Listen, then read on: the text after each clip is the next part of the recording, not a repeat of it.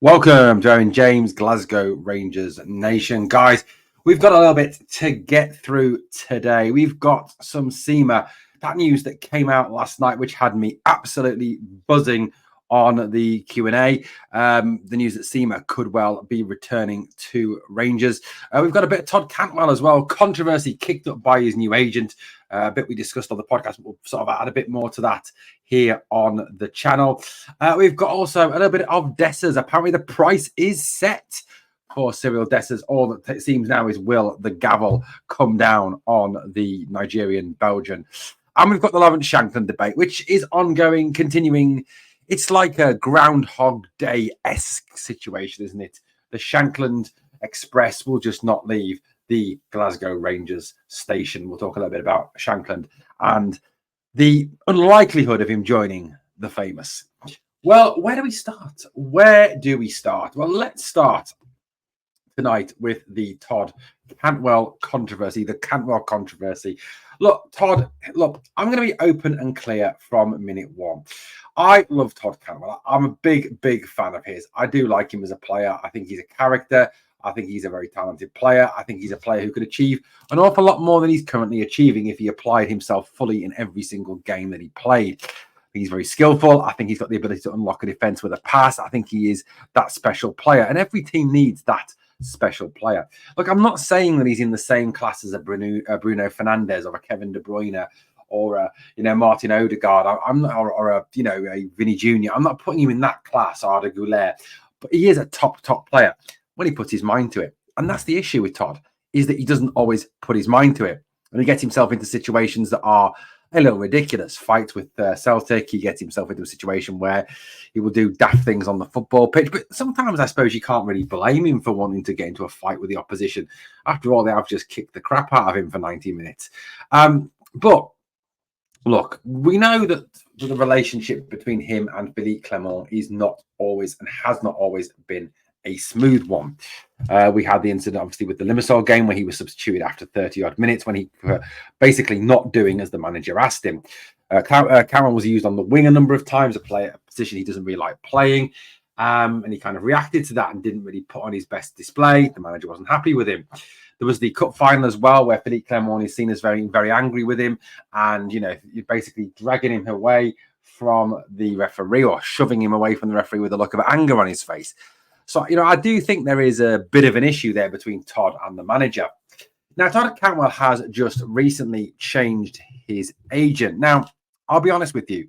Players tend to change their agents for one of two reasons. Reason number one is they're coming out of contract and they want a better deal. They want more money or whatever. That's the first reason. Second reason is they want to engineer a move from the club they're at to get a big payday at another club. That's the way it works. Now, that tends to be the reason.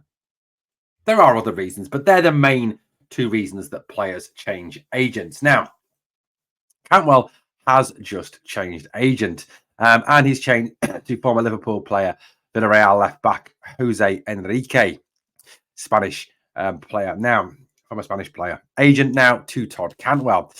And it seems that the agent himself has been caught out, trying to shop his client around.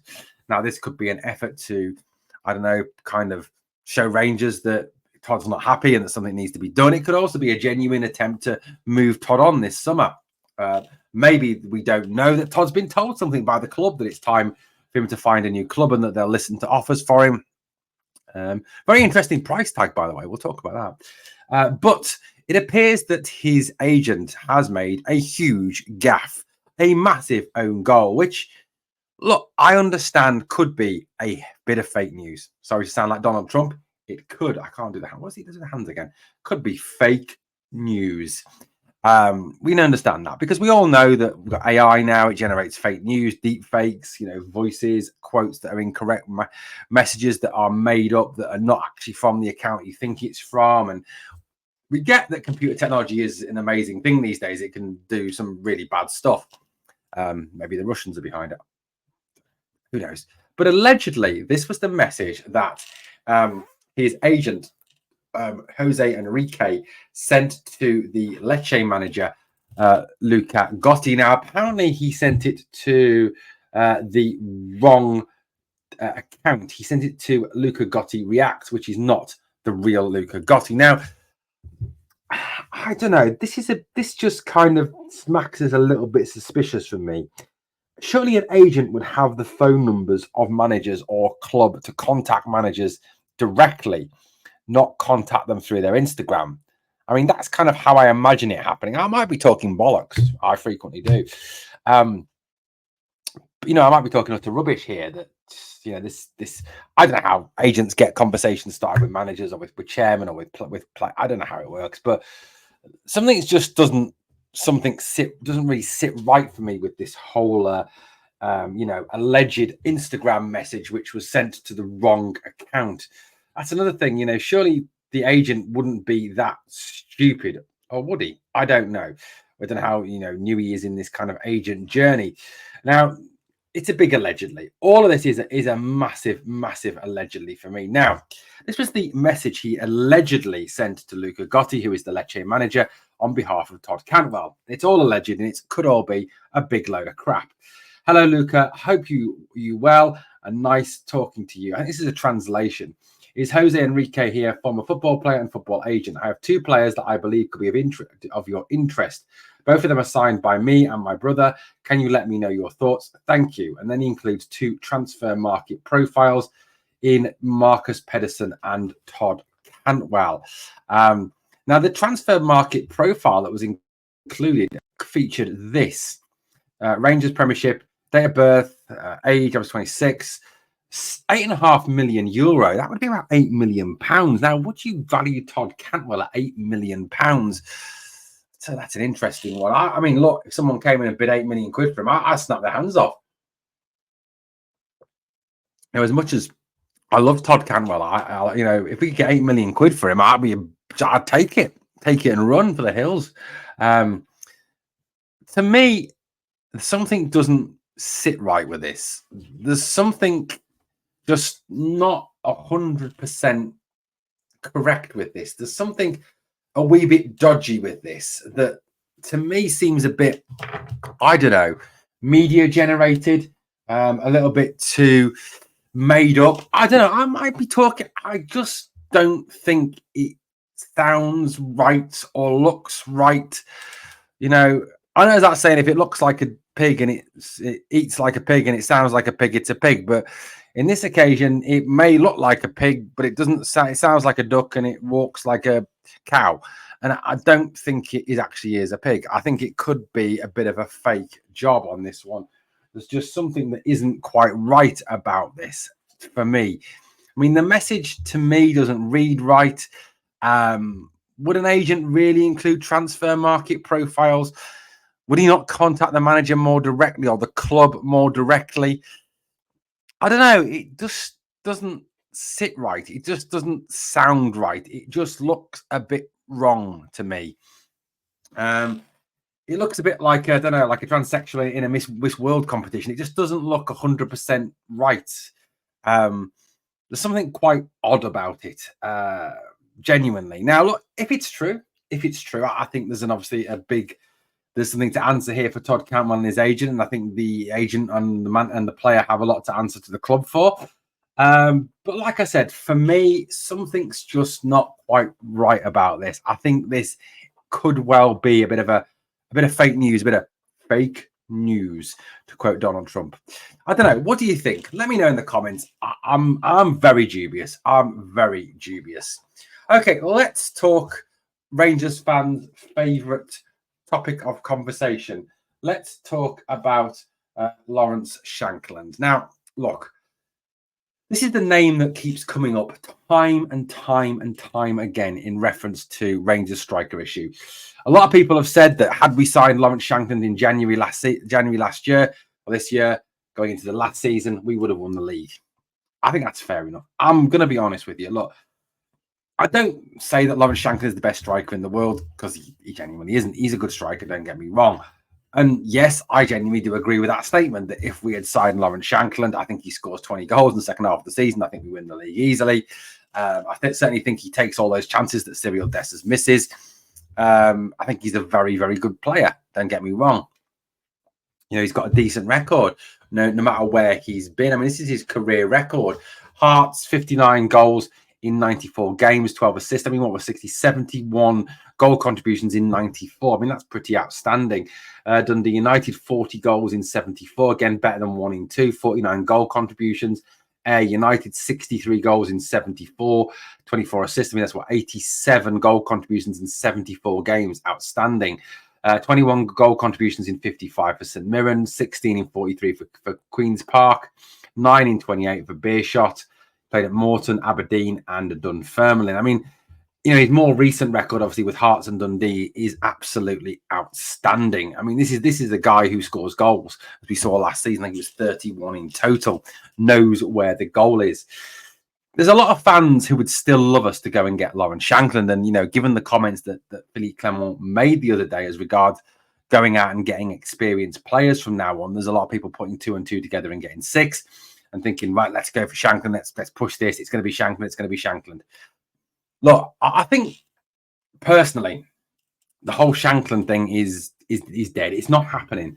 I think as fans, we've got to kind of get used to this. He's not going to come to Rangers. Lawrence Shankland can say that he loves the club, that he wants to come here. That's brilliant. That's lovely to hear. I know Shankland is a Rangers fan. And I know, obviously, he was very happy about Conor Barron's move. He was very happy about some of the other moves from what he said on Instagram.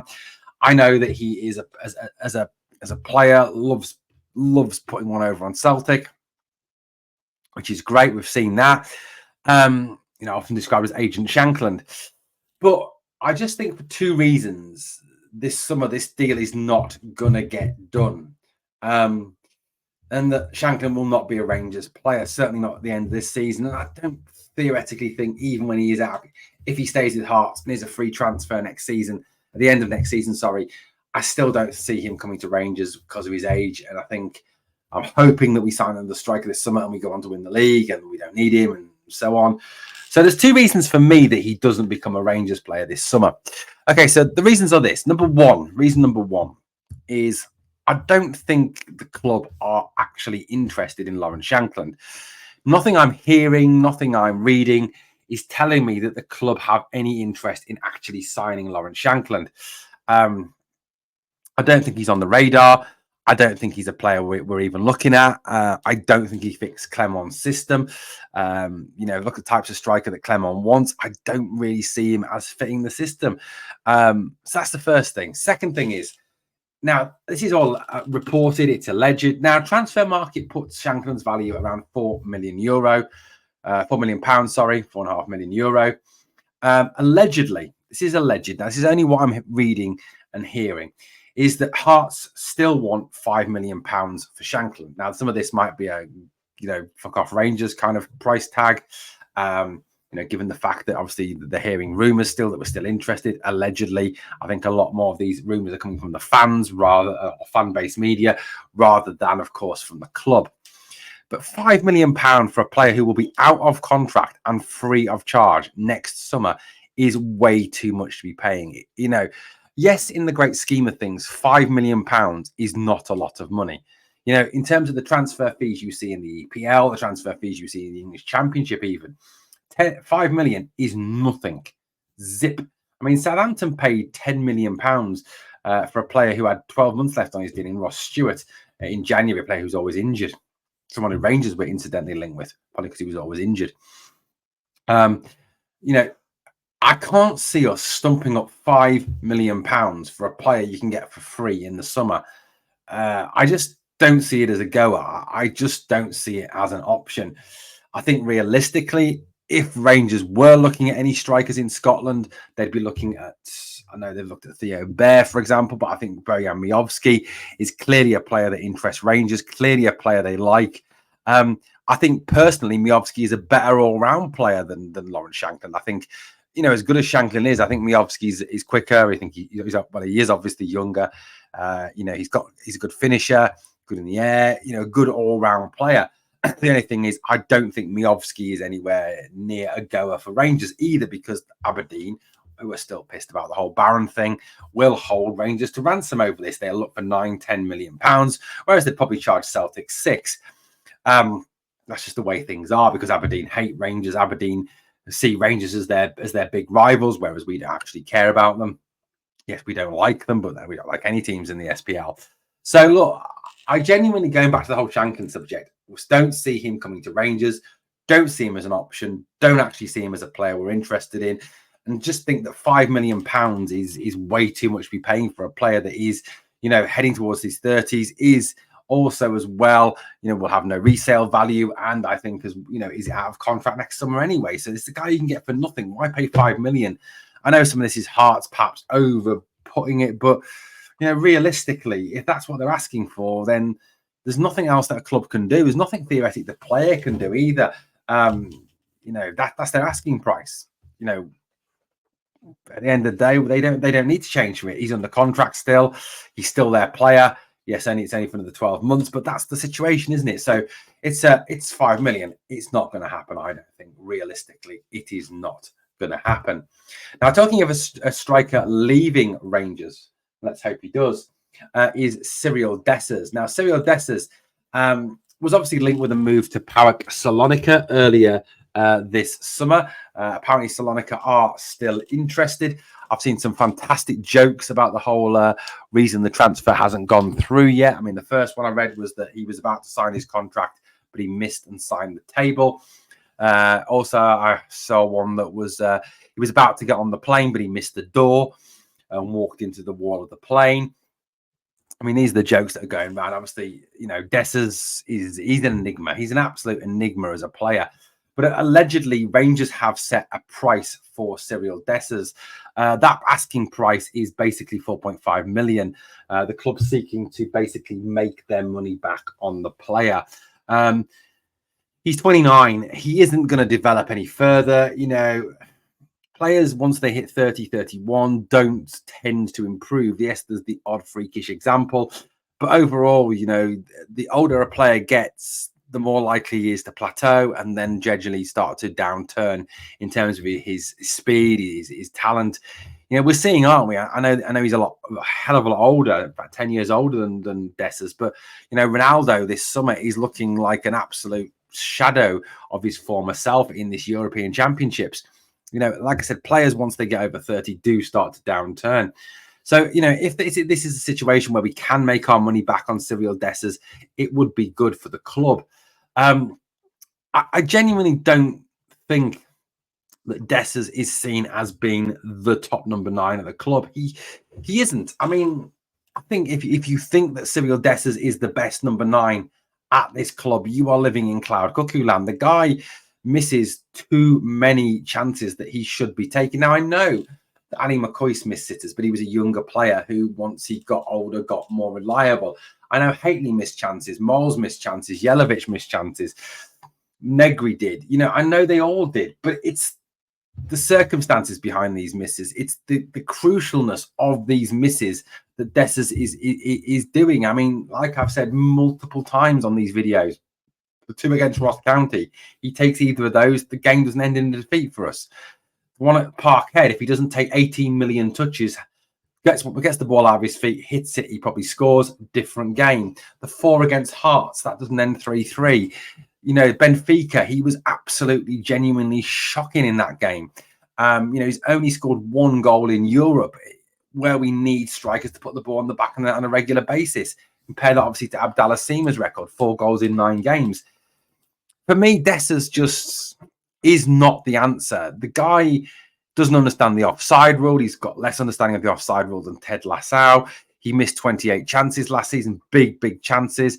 Yes, he scored 22 goals, but only 16 of those were in the league. He didn't break 20 goals in the league. And you hear fans banging on about the fact, he scored 22 goals. He scored 22 goals. Yes, but he didn't score them in the league. If he'd scored 22 in the league, great. But he scored 16 in the league. We need a striker who's going to get you 20, 25, even 30 goals in the league if you're going to win this league. And to me, his misses, he's way too unreliable. I'm not saying it's solely down to him we didn't win the league. There are a whole plethora of reasons we didn't win the league. Injuries, the defence, Dessers misses, the midfield not chipping in with goals, stupid mistakes. There is a lot of reasons tactical errors by Clement. There is a whole host of reasons we didn't win the league. But he is part of that issue. Now, part of that is that we didn't have any other options. Lovelace was injured. Danilo was injured. Roof was about as reliable as a chocolate fire guard. So there was a whole reasons why, but it does seem that the club have set an asking price for the player, and it is 4.5 million, an attempt to at least make their money back. Right, let's finish off by talking about my favourite subject, Mr. Abdallah Sima. Now, we know that Abdallah loves the club. We know that he loves the fans. We know that he loves playing at Ibrox. We know that if it was down to Abdallah, he would re-sign on the dotted line and he'd become a Rangers player on a permanent basis. That's just a fact, isn't it? We know that Abdallah loves this club. Now, he set tongues wagging earlier on Instagram by posting a whole montage of his goals from his time at Rangers. Some brilliant goals in that. 16 goals he scored. I honestly think he would have been the top scorer last season had he not had that time out injured. This was what he posted, 23-24, end one never to forget. More to come soon, pointing back to 23-24, dropping a hint, maybe, possibly, that he's thinking of returning to the club. I hope it's true. I hope he is thinking of returning to Rangers. I'm hoping the fact that the price seems to have dropped to around 4 to 5 million from 8 million means that there is a genuine interest, and there does seem from sources within the club to be a genuine interest in bringing Abda back to the club. And I really would love to see Abda back next season. I'm just thinking of him on one side and Cortez on the other. I think that would just plough any team in the SPL, and I include Celtic in that. I think Celtic would be bloody terrified of Sima, who ran rings around them on multiple occasions, and Cortez on the other side, absolutely ripping apart Greg Taylor, who is at best average, and Alistair Johnson, who is absolutely shocking. I'd rather have James Tavernier than Alistair Johnson, if I'm being honest with you. That's how bad Johnson is, Johnston or Johnson, or whatever Gollum's real name is. So look, for me, signing Sima would be a brilliant move. The guy is a top talent. I get the injury worries. I understand that. But I think a pre-season with Clement would obviously, I think, bring that and allay those fears. You know, not 100%. It never does with any player, but I think it would. For me, a move for Sima just makes so much sense. This guy is class. He's fast, he's direct, he's skillful, he knows where the goal is. He can play up front, he can play wide left, he can play wide right. He's just a top talent. And, you know, he's also young enough as well that in 2-3 years we could flip him for a substantial fee. And I think if we were to offer Brighton 4 million plus add-ons, I think this is a deal we can get done, a deal we could get across the line. And this is a marquee signing. This is a top signing. This is a top player. And I genuinely think this could be a real move to ignite this pre-season and really kick Rangers on towards the new season, guys. Let me know what you think anyway. Please let me know what you think. Okay, we've covered a few things this morning, or this afternoon, or this evening. Depends on you picked up the video. Thanks for watching Glasgow Rangers Nation, guys. And as always, if you could sub to the channel, help it to keep on growing. And on the way out, there's 2 jobs I always ask. 1, smash the like, beats the algorithm. And 2, remember always, we are the people.